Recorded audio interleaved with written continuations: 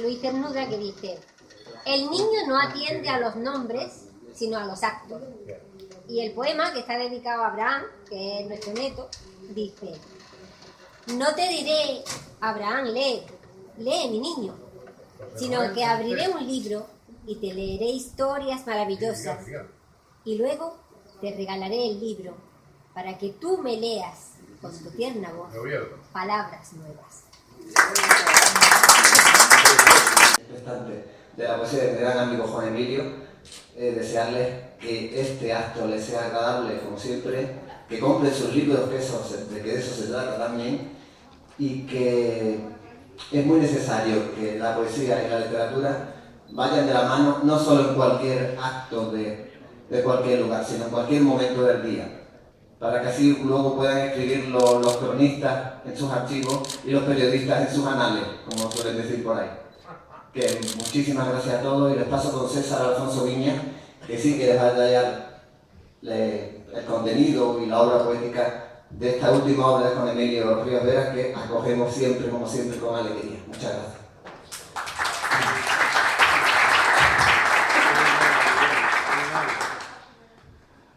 Buenas tardes a todas y a todos, y bueno, pues en primer lugar agradecer a Juan Emilio Ríos Vera que me haya invitado para presentar este acto, y para mí ha sido un placer haber prologado la última obra poética de Juan Emilio, La moribunda voz del tiempo que se apaga.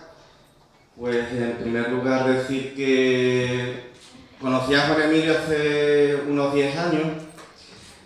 Yo ahora trabajo en la línea como maestro en la escuela pública, pero anteriormente había trabajado durante 6 años en la asociación AFEME, que es la Asociación de Ayuda a las Personas que tienen Esquizofrenia, cuya sede se encuentra en la calle Teniente Miranda, y a través de Luis Silveira se empezó a hacer mucha animación cultural hacia la creación literaria.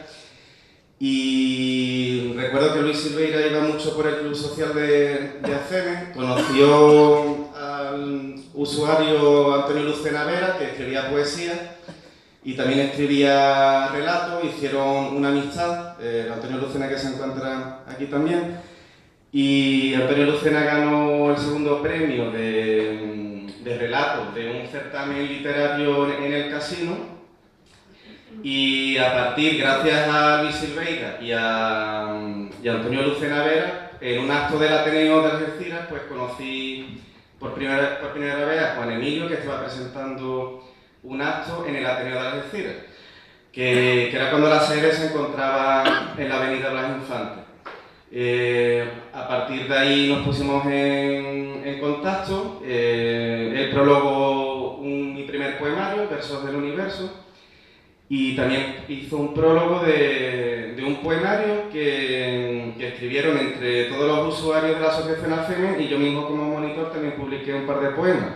A partir de ahí pues surge una relación de amistad entre los dos, y empezamos a publicar conjuntamente algunos poemarios, como una trilogía de poemas de Queen y Pink Floyd, y una obra que se llama Poéticas, que era nuestra concepción sobre la poesía, sobre todo basada en las obras de Damaso Alonso y Vicente Huidobro. Y bueno, pues yo voy a dar paso a la lectura del prólogo de este libro, y ya pues, daré paso a Juan Emilio para que lea sus poemas. La poesía de Juan Emilio Ríos Vera, del creacionismo al compromiso ético. La poesía de Juan Emilio Ríos Vera fundamentalmente bebe de dos fuentes primarias para él: el poemario creacionista Altazor, del poeta vanguardista chileno Vicente Huidobro, y el poemario Hijos de la Ira, de Damaso Alonso, poeta de la generación del 27. La obra de Juan Emilio también está influenciada y marcada por otras fuentes secundarias, pero que no son menores en la estructura de su poética: el mundo de Tolkien, con la obra narrativa El Señor de los Anillos, los cómics de Conan, el cine fantástico y su amistad con Ángel Gómez Rivero, los haikus japoneses, la poesía mínima oriental en general, la música de Pink Floyd, sin olvidar su compromiso ético en la defensa de los derechos de la mujer, los derechos de los animales en cuerpo en debilidad, el republicanismo, sin olvidar nunca la estética. Así, en el poemario Cuerpo en debilidad, el poeta expresa: trémula la carne, el ceño fruncido, el cazador furtivo espera impaciente el momento preciso para el magnicidio. En un segundo nefasto destruye un perfecto, colosal, único, irrepetible ejemplar de ciervo que la naturaleza mater amantísima había confeccionado con su antigua sabiduría y su paciencia infinita. Juan Emilio Ríos Vera, en su poemario El ojo deshabitado, evita las anécdotas de la experiencia que hace Luis García Montero en Habitaciones separadas y descripciones de paisajes que hiciera don Antonio Machado en Campos de Castilla. Y por el contrario, hace énfasis en los efectos visuales, en imágenes poderosas, en el uso novedoso de la tipografía que le permite a nuestro autor compararse con un dios. Como el poeta refleja en El ojo deshabitado en estos versos: punta envenenada de flecha mi pezón violento, si me miras con ojos de noche infinita, pan candeal mis pechos. En el poemario El estrés de la bailarina hay poemas creacionistas como Mare Magnum, que utiliza gintanjáforas y retahílas semánticas de Huidobro. El poema juega con la palabra mar, maremoto, mare magnum, marejada, y termina mar de manos, me mano en Dios. También encontramos poemas dadaístas, futuristas y surrealistas. En el poemario Conan el Adalid de Cimeria, sobre todo en su poema El dios resbaladizo, encontramos imágenes creacionistas. No hay jaula que lo encierre, ni espada que atraviese su carne abstracta. No hay ataúd que acoja su imposible muerte. Se cansaron los árboles de esperar su flaqueza. No hay mente que lo abarque ni vórtice que lo confunda. Su piel es líquida como el agua fuerte, como el esqueleto profundo de los peces, como la gota que colma la paciencia y rompe el vaso. Espejismo de palabras, su nombre esquivo. Y más adelante, en el mismo poema, encontramos un uso nuevo de la tipografía, como hiciera Huidobro en Alcazor. Crom, crom, crom, crom, como una palabra que se rompe en los labios, que se hace silencio de repente. Crom, crom, crom, crom, crom, crom, al diablo. Conan no sabe rezarle a un dios que se le escapa. El poeta Juan Emilio Ríos Vera es un pequeño dios creador e inventor de imágenes, originales palabras, estructuras poéticas nuevas inventadas por él, y no imita la realidad, sino que crea nuevas realidades a partir de la nada, a partir de la sombra de su inconsciente, que salen a la luz como poeta auroral, convirtiendo su sombra en oro. Utiliza imágenes y conceptos creados por el propio poeta. Tiene mucha semejanza con el simbolismo francés en cuanto a temas buscados fuera de la realidad. Explosión estridente de las metáforas, búsqueda angustiosa de imágenes inéditas. El poeta deja ya de cantar a la naturaleza como lo hiciera Machado. Lo que Juan Emilio hace es imitar a la naturaleza creadora, eliminar todo lo descriptivo o anecdótico. Hay que hacer un poema como la naturaleza hace un árbol, como dijo Vicente Huidobro en Alcazor. Por otro lado, la obra de Juan Emilio está muy influenciada por la poesía impura de Dámaso Alonso, en Hijos de la Ira, en contraposición a la poesía de Garcilaso o Juan Ramón Jiménez, sobre todo el poema Insomnio, cuyos versos están rotos por guiones de forma consciente, poesía desarraigada española más humana y auténtica. El tema principal de Hijos de la Ira es el ser humano, inmerso en un mundo lleno de incógnitas, indescifrable y hostil. Se perciben en la obra claras influencias de la filosofía existencialista de Heidegger, el poeta arrojado o eyectado a la realidad. En esta obra se da lugar a un lenguaje grotesco sorprendente e hiriente, que busca producir muchas sensaciones distintas, que he usado con maestría con Juan Emilio en varios de sus poemas y poemarios. Poemas como Puta, Maricón, versos en poéticas como La sonrisa de una niña, La polla de Bukowski y El coño de la Bernarda. Todo cabe en un poema donde el autor busca la provocación y la discusión en tertulias. La obra de Ríos Vera se convierte aquí en un despertador de conciencias y adquiere su máximo compromiso ético. Con las bragas rotas y ensangrentadas de una niña de 14 años en la cabeza y una mancha de huevo frito en el sudado uniforme, salió del cortijo el primer asesino amedrentando al pueblo, refiriéndose aquí al golpe de Estado, al gobierno legítimo y constitucional de la Segunda República Española.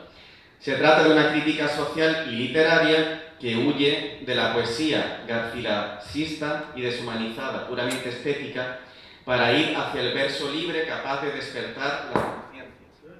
Es muy característico un único versículo en Juan Emilio que él mismo distribuye en varios versos. En el poema El corte final, el poeta expresa su compromiso del escritor con el mundo.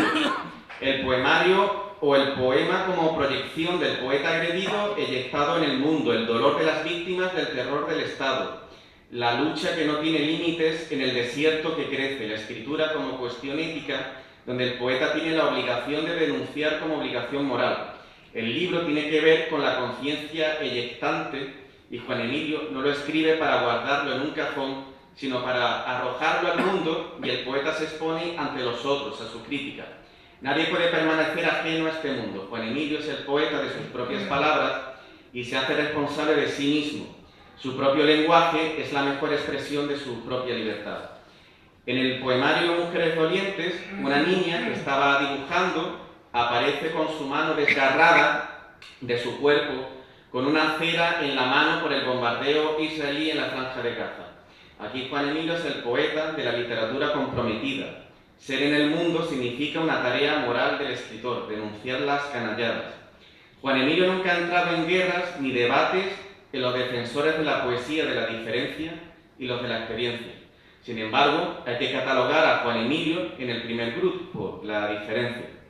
La poesía de la experiencia trata de una poesía más cotidiana, llevadera e inmediata, en la que cualquiera puede sentirse identificado. Este tipo de escritura se basa en la idea de que la poesía no hay que entenderla sino sentirla, y que no podemos escribir de forma diferente a como vivimos, pues nuestra vida debe ser un todo, y nuestra escritura debe ser llana, cercana, sin artificios exagerados, ni ebúrneas torres de marfil, fácil digestión, prosa fragmentada, y venderla como poema. En este sentido, Juan Emilio no está en contra de los poetas de la experiencia, prosa que se puede considerar poesía, una poesía urbana que llega a todos y que cualquiera en principio podría escribir.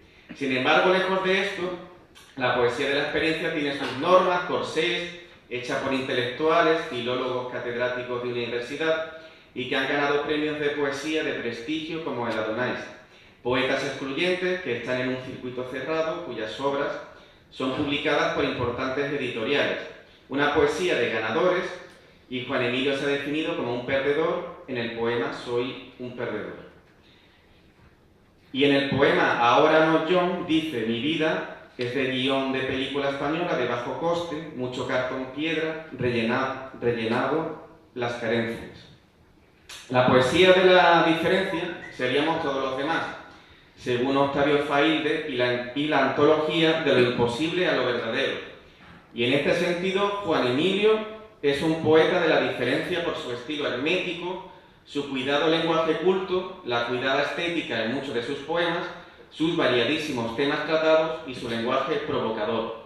En la poesía de la diferencia, por tanto, las bases estilísticas y conceptuales de la literatura de la diferencia resultan difíciles de establecer. Sería una poesía del movimiento plural.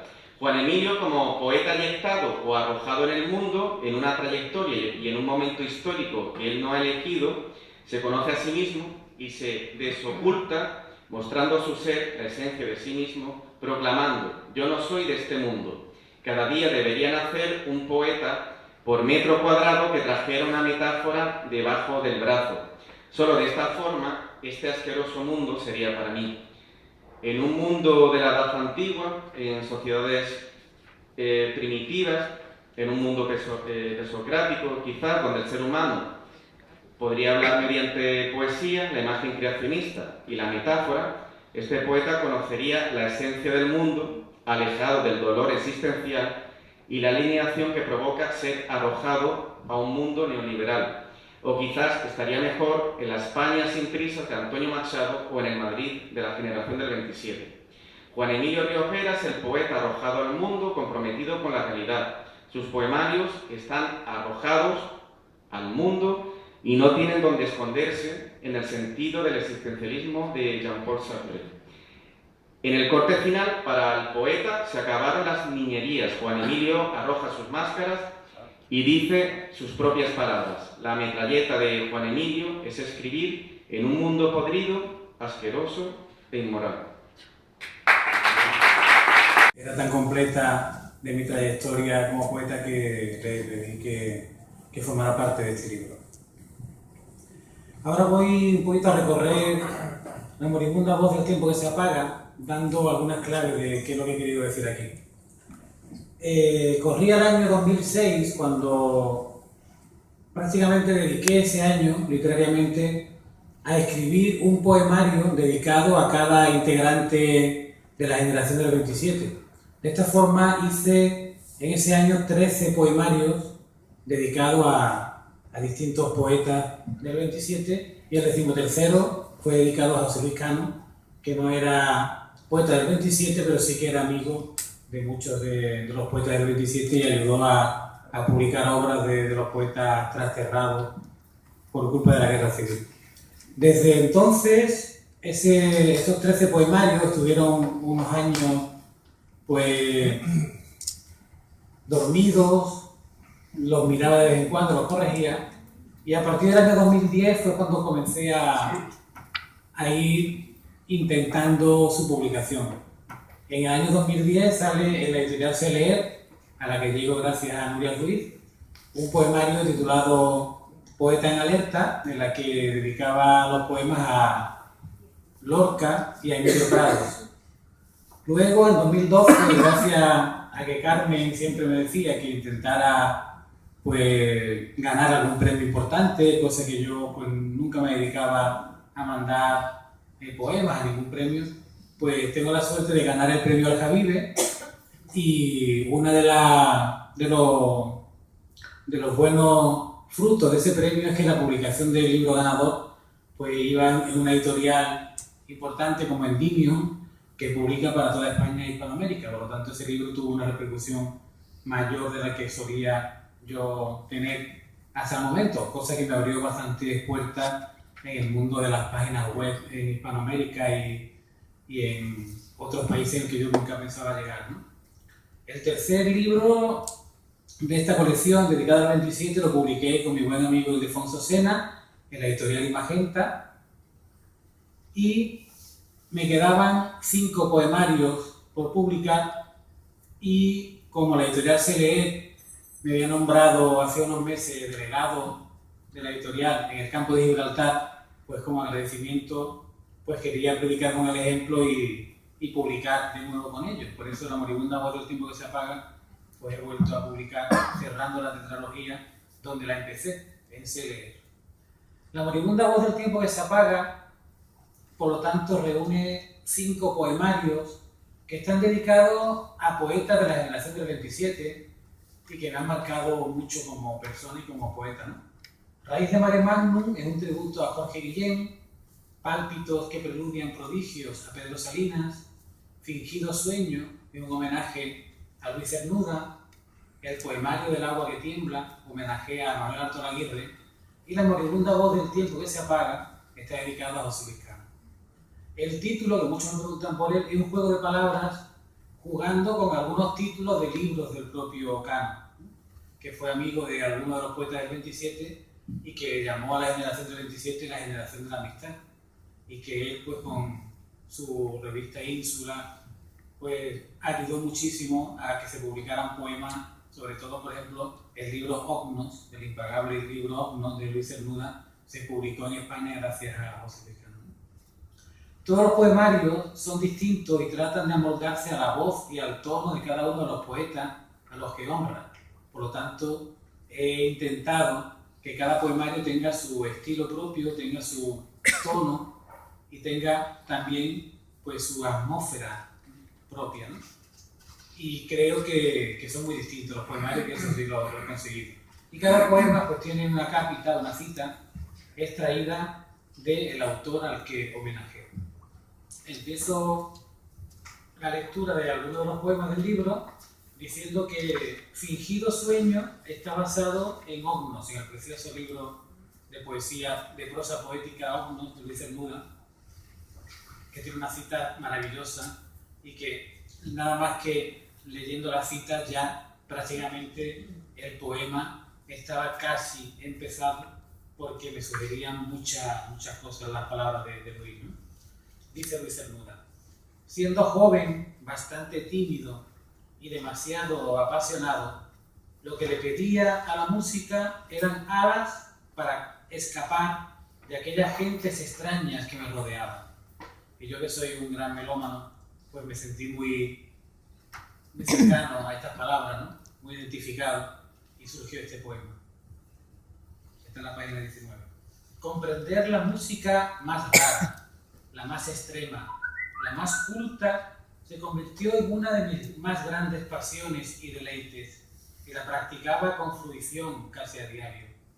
Escuché con interés inusitado las músicas del mundo y me enamoré de los ritmos africanos y del desgarrador llanto armenio que me conmovió hasta las lágrimas. Adecué mis sentidos para que la música tubana o la de los lamas tibetanos, tan cacofónicamente en apariencia guturales a nuestros oídos refinados, fueran agradables a mis occidentales esquemas. Tanto busqué, hallé y disfruté que mis oídos se hicieron ciudadanos del mundo, más allá de tabúes y de fronteras. Duty free. Otro poema de 2000 es que Cernuda habla de los maestros, ¿no? De los maestros republicanos. Es un homenaje a los maestros republicanos. Y la cita dice: el maestro debió morir solo. No sé si pudo sostener en algo los últimos días de su vida. Dice el poema: solo, de cuerpo para afuera y olvidado de sus conocidos, debió morir el maestro. De tripas para adentro, empero, campaban a sus anchas por su mente, su estómago y sus nervios, una legión de poetas y versos, héroes de leyenda y seres maravillosos, que habían colmado su triste en apariencia vida. En esta orilla solo atesoraba alumnos. Todos sus amigos estaban en su cabeza, tan vivos como cuando lo estuvieron.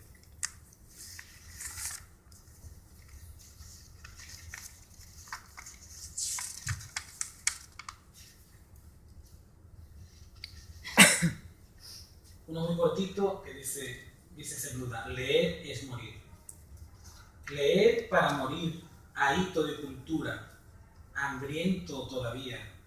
Escribir para no morir, al ritmo que fenecen las ilusiones y los sueños.